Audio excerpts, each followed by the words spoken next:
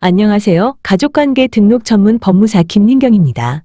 오늘은 이중호적을 가진 사건 본인이 자신의 이중호적 정정을 반대한 사례를 보시겠습니다. 본인의 이중호적 정정을 반대한 사례. 오늘 상담자께서 아드님과 함께 저의 사무실에 오셨는데 딸이 이중호적인 것을 오래전부터 알고 있었지만 당사자인 딸이 호적 정정하는 것을 반대해서 그동안 못했다면서 딸이 끝내 호적 정정을 안 한다고 하면 어떻게 되는지, 또 어머니인 자신이 죽은 후 나중에라도 딸이 정정할 수 있는지 문의하셨습니다. 상담자의 따님은 사건 본인으로 자신의 일인데 왜 반대하는 걸까요? 상담자인 어머니는 사건 본인인 딸을 낳고 얼마 안 되어 남편이 사망하자 홀로 딸을 키우다가 2년 후 다른 남자와 결혼하였습니다. 그리고 딸을 재혼남과의 사이에서 출생한 딸인 양 다시 출생신고를 하였습니다. 그래서 딸은 처음은 친아버지가 출생신고하고 두 번째로 재혼남이 출생신고하여 이중 출생신고가 된 것입니다.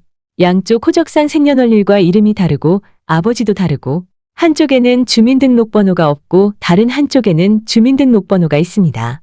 그래서 어머님의 가족관계증명서를 발급받으면 실제로 딸은 한 명인데 출생연월일과 이름이 다른 딸이 2명으로 나옵니다.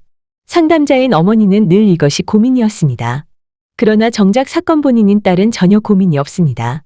이중호적자로 체크되지 않아서 사는 데에 아무런 지장이 없기 때문입니다. 다음 날 저희 사무소를 방문한 따님은 나이가 50이 넘었는데 내가 이제 와서 호적 정정을 해서 성을 바꾸겠느냐면서 만약 성이 바뀌면 시댁에도 창피하고 이제 와서 망신스럽게 성을 바꾸고 싶지 않다고 했습니다. 남편이 알게 되는 것도 싫고 자식들에게도 알리기 싫으니 호적이고 뭐고 이대로 덮어두고 싶다고 했습니다. 사건 본인은 그냥 이대로 살고 싶다고 했지만 동생은 누이의 호적 정정을 원했습니다.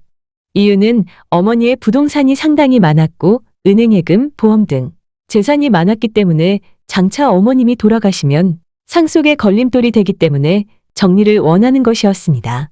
그러나 어머니 입장에서는 딸이 반대를 하니 현실적으로 어려움이 있었고 또 딸이 시댁에서 알게 되는 것이 부담된다고 하니 망설일 수밖에 없었습니다. 그래서 호적을 정정하지 않을 경우 염려되는 상속 문제를 먼저 해결하기로 하였습니다. 딸이 상속받을 재산을 장차 어머님 사망 후 증여받을 수 있도록 유언공증을 했습니다. 이렇게 하면 많은 증여세를 부담해야 하지만 일단은 유언공증을 하기로 입장을 정리하였습니다. 유언공증을 해두면 재산 문제에서는 호적을 정정하는 것만큼 완벽하지는 않지만 어느 정도 정리가 가능했기 때문입니다. 어머님은 혹시라도 딸이 시부모 사망 후에 호적 정정에 동의하면 그때 다시 이중등록부 정정을 하겠다고 하시며 아쉬워했습니다. 호적은 진실대로 정정해야겠지만 현실에서는 그렇지 못한 경우도 많습니다. 출생신고를 사실과 달리하여 이중으로 출생신고를 할 경우 구체적으로 생년월일이 언제인지, 출생신고자가 누구인지 등에 따라 절차가 달라질 수 있고 정정 후의 모습도 달라집니다. 즉 성가본이 바뀌거나 아니면 출생신고를 새로 해야 하는 경우도 있습니다. 가족관계 등록부를 정정할 사정이 있을 경우 가능하면 당사자가 생존해 있고 신분관계가 확대되기 전에 하는 것이 좋습니다. 시청해 주셔서 감사합니다. 오늘도 행복한 날 되세요.